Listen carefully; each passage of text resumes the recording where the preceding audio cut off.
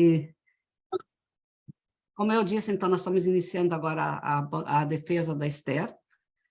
Quero agradecer, em primeiro lugar, a banca, que aceitou gentilmente o convite, ao professor João Klug, do Departamento da Pós-Graduação em História, o professor Bruno Capilé, da Universidade de Vale do Rio Doce, a Univale, e a minha colega, a professora Carmen Rial, do Interdisciplinar da UFSC também.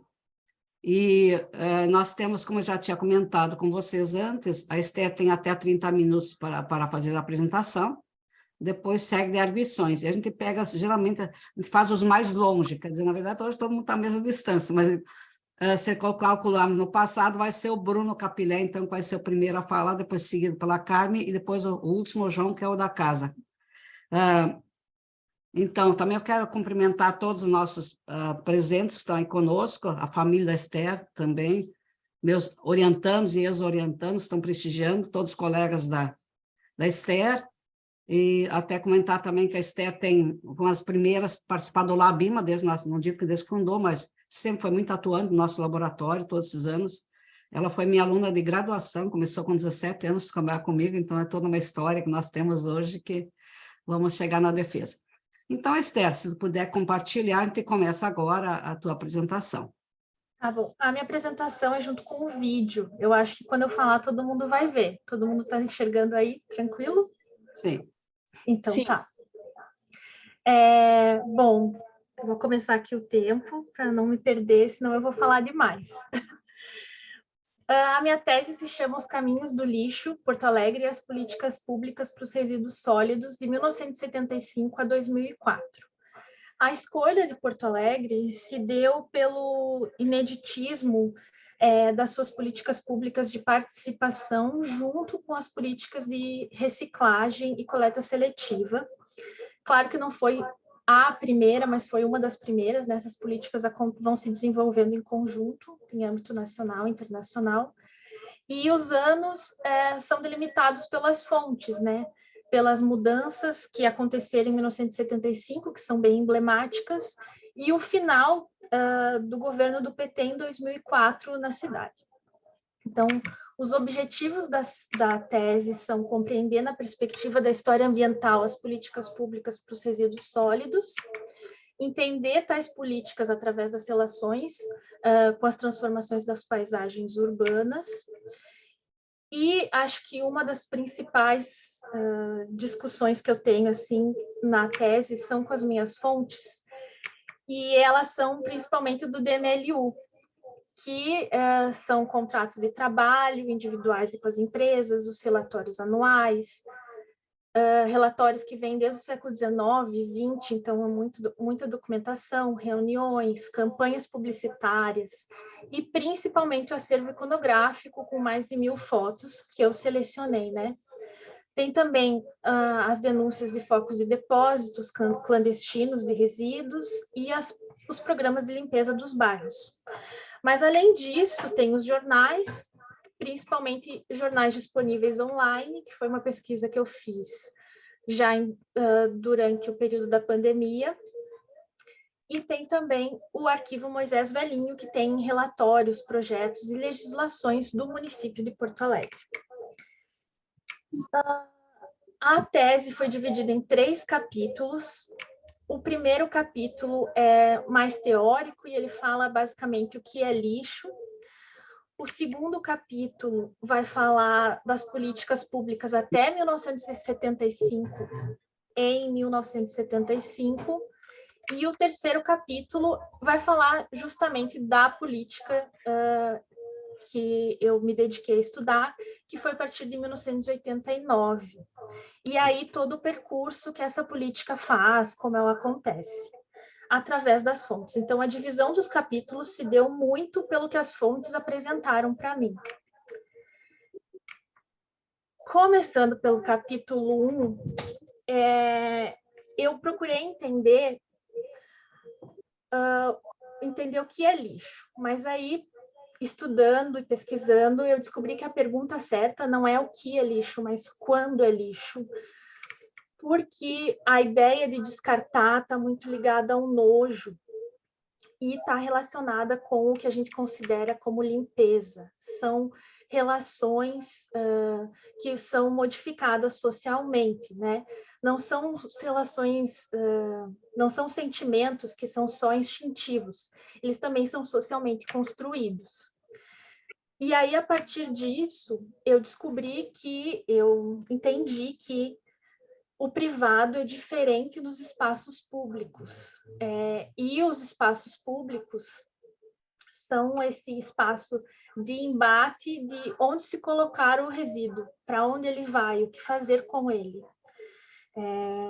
E também, quando a gente constrói as políticas públicas, a gente constrói também as narrativas do que é ou não nojento, do que se privilegia como forma de agir no ambiente.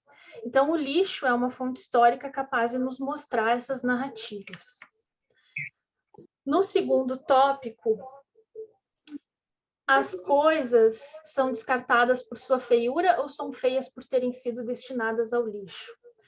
Essa é uma frase do Bauman, que me inspirou também a entender o que a sociedade considera como descartável e entender que todas as atividades humanas produzem um tipo de resíduo, das mais complexas às mais simples.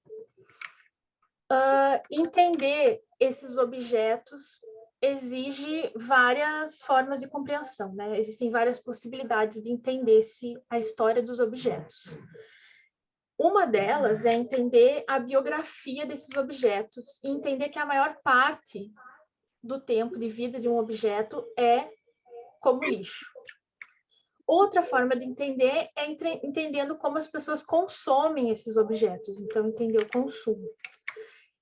E aí existe toda uma diferença entre os resíduos produzidos por países pós-industriais, industriais e agrários, e também tem uma diferença dentro desses países com o que a gente chama de modernidade seletiva. Então, nem todas as regiões, nem todos os bairros vão consumir os mesmos objetos, gerando o que a gente chama de lixo pobre, lixo rico, que é disputado na coleta seletiva, por exemplo. O que explica o aumento da emergência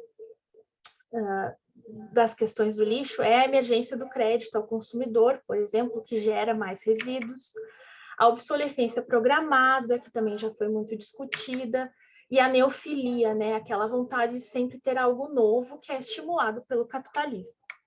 Tem também uma nova geração de objetos que são os objetos pré-consumo, as embalagens desnecessárias, enfim, tudo aquilo que não é o objeto em si que vai ser comprado, mas aquele valor agregado ao produto, né?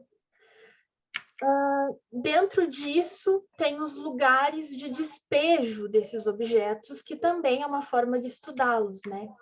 Então, eu tento entender o ambiente aqui como um lugar que está ligado não ao domínio, mas os espaços onde eu constituo a minha territorialidade. Não é necessariamente a ideia de propriedade privada, né? Nesses espaços, a identidade, ela não se acopla às pessoas por elas estarem ali convivendo com os dejetos, mas ela é vinculada na atuação dentro desse território, né? Muitas vezes, então, essa identidade com os lugares do depósito, ela é invisibilizada e geralmente tratada com preconceito. Então, assim como descartamos os objetos, descartamos lugares e pessoas nessas relações. E aí vem a discussão do que é o eistoceno, que é um conceito que eu fui entrar em contato e debater mais junto com uma ecologia mais crítica no meu doutorado de sanduíche em Estocolmo com o professor Armiero. Então, o eistoceno é uma forma de entender o antropoceno de uma maneira mais crítica.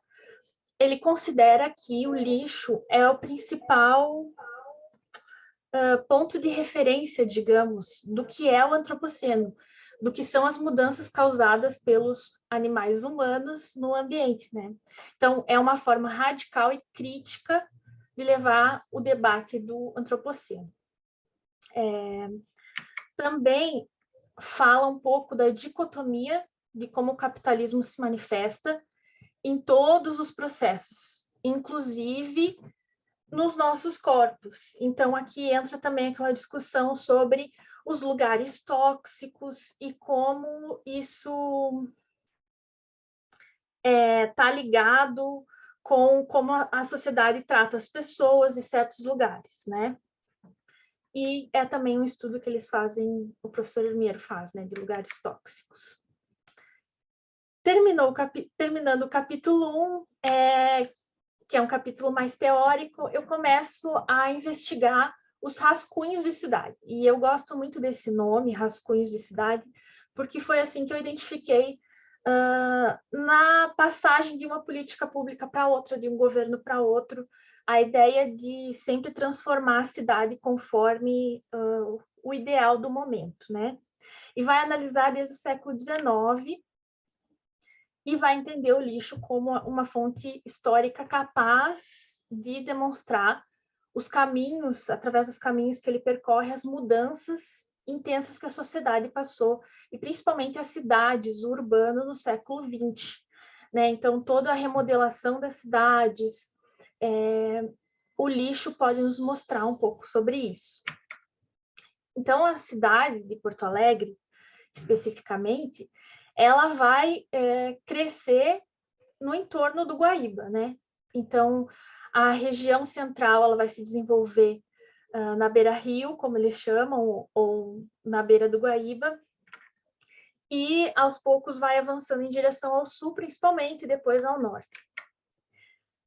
Uma das primeiras políticas que eu entrei em contato nas fontes para resolver a questão do lixo e para modernizar a cidade, para afastar o que eles consideravam como aspecto colonial da cidade ainda, foi a incineração de lixo. Depois, eu não vou entrar em muitos detalhes aqui nas fotos, porque não tem tempo, mas essa é uma das fotos do incinerador. Depois, a gente tem um projeto das câmaras hemotérmicas, que é uma espécie de compostagem, mas que tem toda uma questão de vir da Europa, de já ser usado em Belo Horizonte, São Paulo, e que daí também traria uma modernidade à questão do tratamento dos resíduos. Então, o fim da Primeira República, principalmente, ali nesse período, né, tem uma proposta de acabar com esses resquícios coloniais, como eu falei, tem uma mudança já estrutural na administração pública, então vai se separando um pouco a parte da prefeitura, do Estado, né, que cuida do resíduo, se separando um pouco das águas, dos esgotos e de outros problemas da cidade, coisas para resolver da cidade, né? Mas não tem a participação da população. Nesse tópico, eu vou debater um pouco já um outro período da política brasileira, que afeta também essas políticas públicas, que é a ditadura civil-militar, e um pouco também do como o contexto internacional e a questão ambiental vão afetar essas políticas públicas, né? Primeiro, a gente tem que entender que teve uma espécie de milagre econômico, um discurso uma narrativa muito sobre isso, mais um crescimento da desigualdade e uma mudança nas cidades, que a gente já vai falar um pouco, né? Ao mesmo tempo, na década de 70, a gente tem também congressos, seminários e encontros a níveis municipal, nacional, internacional, sobre meio ambiente acontecendo. E aí tem o Clube de Roma, os relatórios de Phoenix, e alguns marcos importantes nessa trajetória, como em 1973 a gente tem a Secretaria do Meio Ambiente, fundada em nível nacional, a Política Nacional do Meio Ambiente também nesse período, o CONAMA e o Programa das Nações Unidas para o Meio Ambiente. É bom lembrar que tudo isso aconteceu muito por pressão internacional das questões ambientais, né? Não necessariamente a visão que essas políticas públicas, esses conselhos tinham de meio ambiente, são aqui o Programa Nacional das Nações Unidas para o Meio Ambiente tinha, por exemplo. são visões mais utilitaristas e para preservar matérias-primas, por exemplo. A criação de parques é muito efetiva, né? Um outro efeito desse milagre econômico, né, é a metropolização, uma taxa de urbanização muito grande. Então, a cidade de Porto Alegre não vai ser diferente, ela vai crescer, vai se expandir e não vai estar preparada para isso, né? Então, é um processo marcado pela tentativa de uma modernidade, mas um controle muito grande, e não de uma resolução de desigualdade no espaço urbano. Pelo contrário, é um afastamento do que é indesejado novamente, né?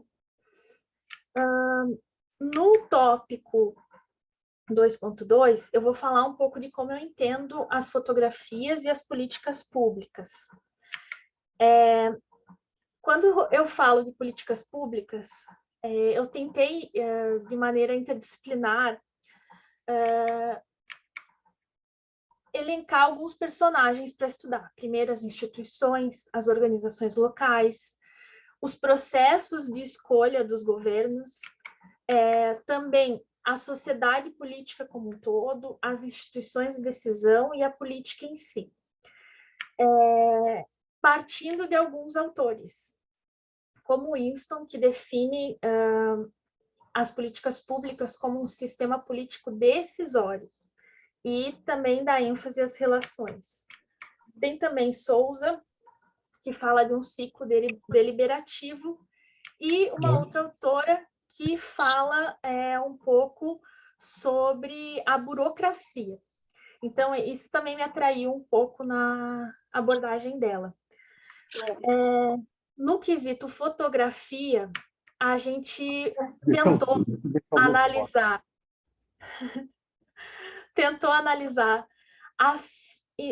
a quantidade imensa de fotos, descrevendo elas de uma forma icônica, uma descrição formal, mas muito baseado nas ausências e presenças dentro da fotografia.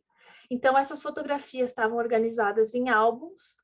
Alguns álbuns eram digitais, então separados por anos ou por assunto. Alguns álbuns eram impressos. E eu fui seguindo o roteiro da minha tese conforme esses álbuns. Então, os assuntos que vão aparecendo são muito fruto do que estavam presentes ou ausentes nas fotografias. Eu tento ao máximo não trabalhar como uma forma ilustrativa as fotografias. Claro que nem sempre eu consegui, né? Às vezes falta um fôlego ali, mas a maior parte das fotos, elas são o que guia a tese, né? E no 2.3, eu vou falar de 1975, que foi um ano emblemático. Por quê? Porque é o ano que acontece a mudança e se cria o Departamento de Limpeza Pública.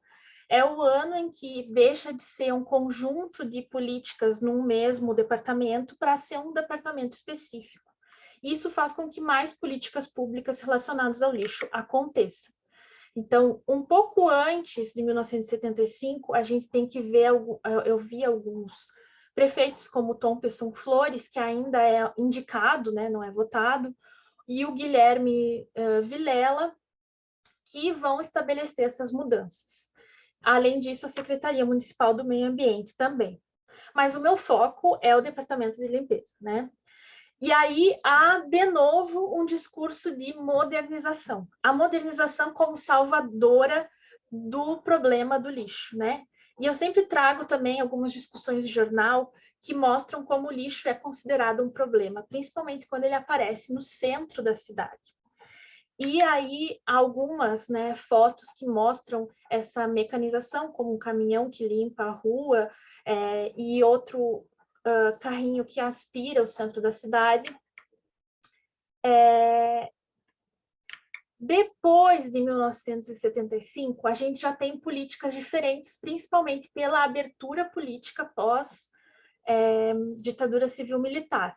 Essa abertura vai gerar, por exemplo, a eleição por 3 anos só do Alceu Colares, que vai ter as primeiras iniciativas de participação popular. Alguns autores consideram como o embrião do orçamento participativo. Há uma discussão sobre isso, mas ele também vai gerar muitas campanhas em relação ao lixo, né?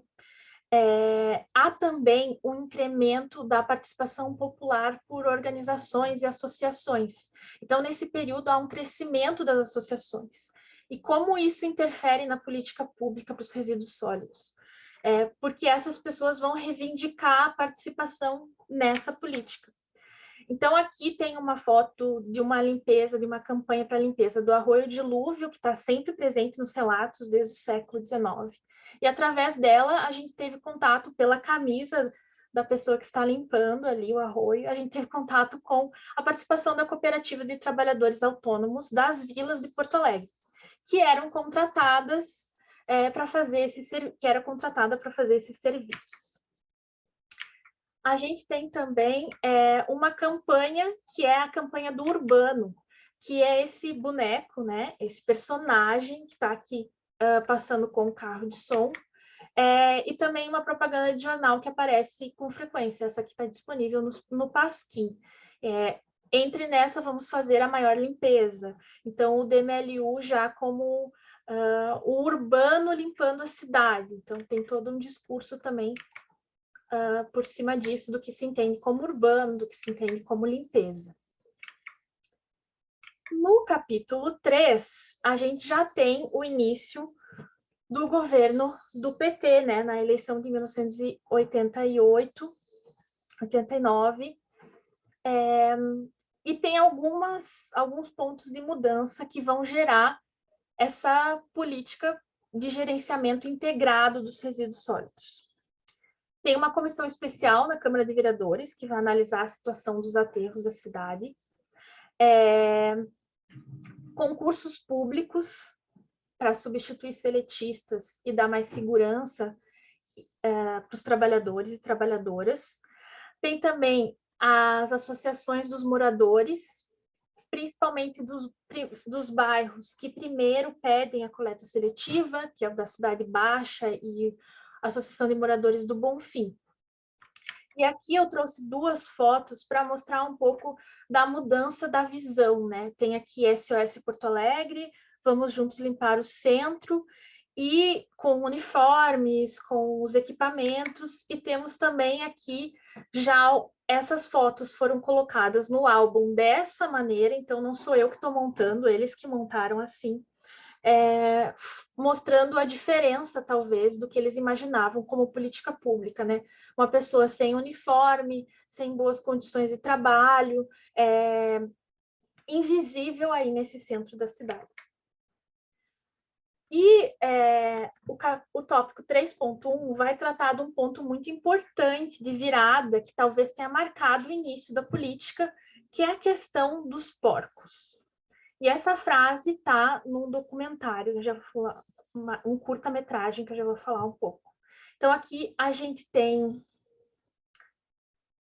numa sequência de fotos, eles trazem essa situação, né, que seria a investigação de uma denúncia de porcos se alimentando de maneira clandestina com lixo orgânico, que muitas vezes era roubado, outras vezes vendido de forma ilegal. E aqui também eles, com, né, o acompanhamento da polícia e funcionários do departamento, visitando essas regiões, a moradia que estava ali perto desse lugar. Aqui a gente já tem uma sequência de fotos com uma política pública voltada para a criação de porcos com resíduos orgânicos. Então, ela já é estruturada, que foi uma política modelo,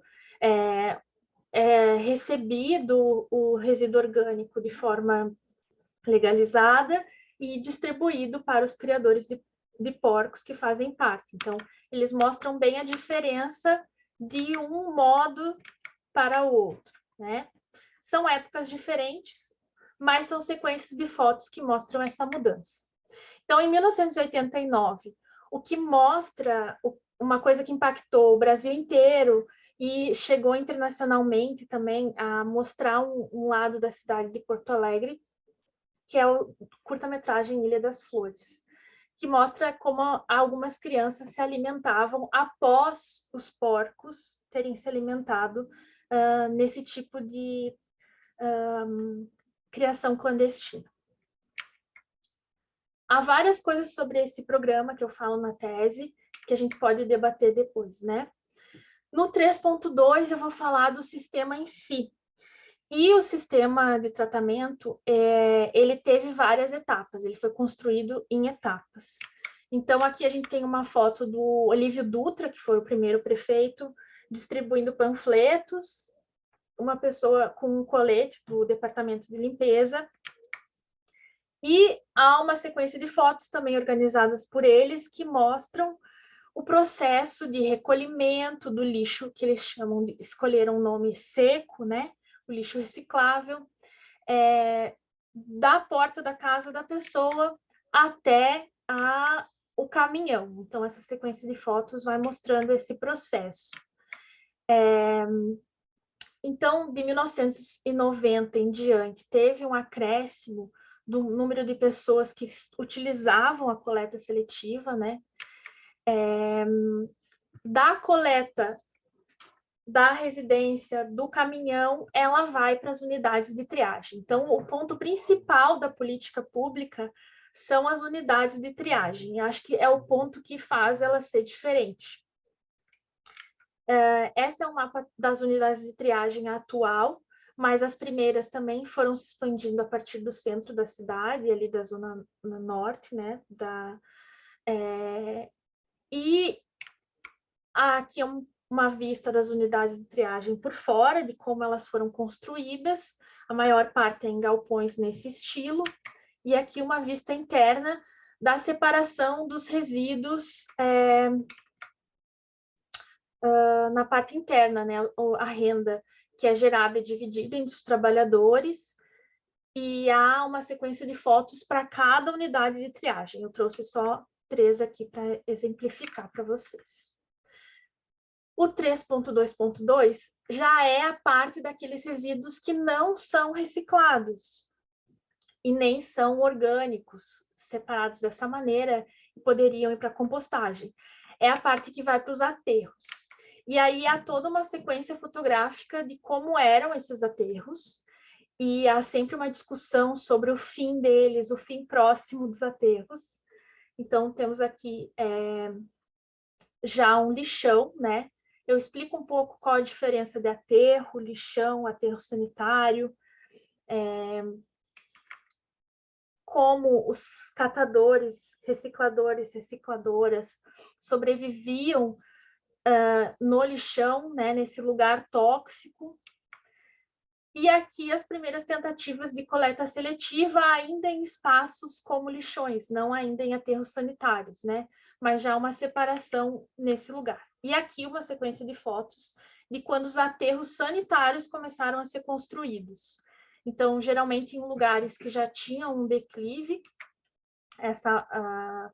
é um processo que vai separando os líquidos poluentes, né, em lagoas, e depois ficam esses monumentos ao lixoceno ou monumentos ao antropoceno, acho que uma das principais marcas que nós geramos no planeta, essas construções pirâmides do nosso lixo enterrado. Aqui é um projeto também relacionado ao lixo orgânico e à compostagem. O que Porto Alegre faz atualmente e tem feito com o fim dos seus aterros próximo à cidade é transportar eles através dessas unidades de transbordo para mais longe. E atualmente o lixo de Porto Alegre é levado a 100 quilômetros de distância da cidade para uma cidade chamada Minas do Leão. Por fim, a gente tem uma sequência de fotos com os focos de lixo em vários espaços da cidade, né?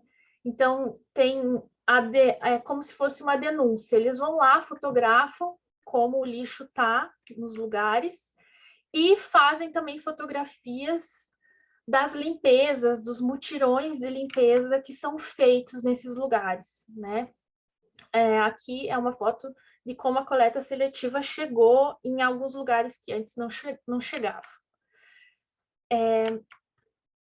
Tem também uma sequência de fotos relacionadas ao Guaíba e aos rios, aos córregos da cidade, né? Então, tem uma notícia do jornal que fala justamente essa frase, o Guaíba devolve. Então, o Guaíba sempre traz de volta o que a população, as pessoas jogam nele ou nos córregos.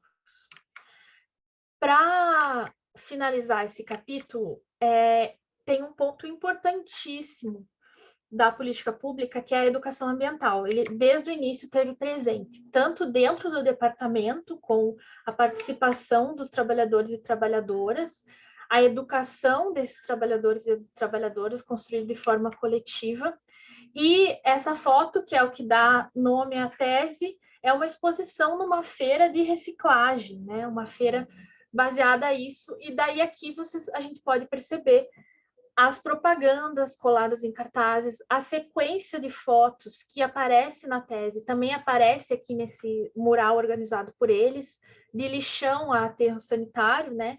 Que é também uma ideia de modernização do processo do lixo. E a participação em momentos públicos, escolas e eventos relacionados à coleta seletiva e à separação do lixo. Essas são fotos que são exemplos, né? Tem mais na tese. E aqui também, para finalizar, eu já falo um pouco das estatísticas relacionadas a esse período, né? O que eu consegui de estatísticas, porque é muito difícil juntar de várias fontes diferentes as estatísticas relacionadas a isso. Mas de 94 até 2004, a gente vê um aumento do volume mensal, tonelada, da coleta seletiva, para uma diminuição em 2004. Assim como o índice de atendimento também diminui em 2004. E a minha pergunta sempre foi por que o índice de reciclagem se mantém igual, por que caiu, né? E por que essa política que parecia tão dinâmica não conseguiu se manter ou se ampliar. Então, terminando já, não vou falar muito das considerações finais, a gente percebe que houve uma falta de dinamicidade dessa política pública, também uma dificuldade de lidar com os catadores que não se adequaram a essas políticas. Há também as associações começam a fazer parte, os movimentos ambientais, fazer parte do governo, o que tornaria talvez essas associações e movimentos menos combativos em relação ao governo, como eles eram. E essa falta de dinamismo na relação da política pública com as mudanças sociais e com o crescimento dos resíduos também faz com que ela não continue. Mas eu acredito que os resíduos, eles são importantes fontes históricas, uma importante fonte para a história ambiental. Eles nos mostram justamente os caminhos da cidade, como ela se construiu, como ela se constrói, e a gente vai conversar mais agora, né? É isso. Obrigada. Obrigada pela presença de todos e todas.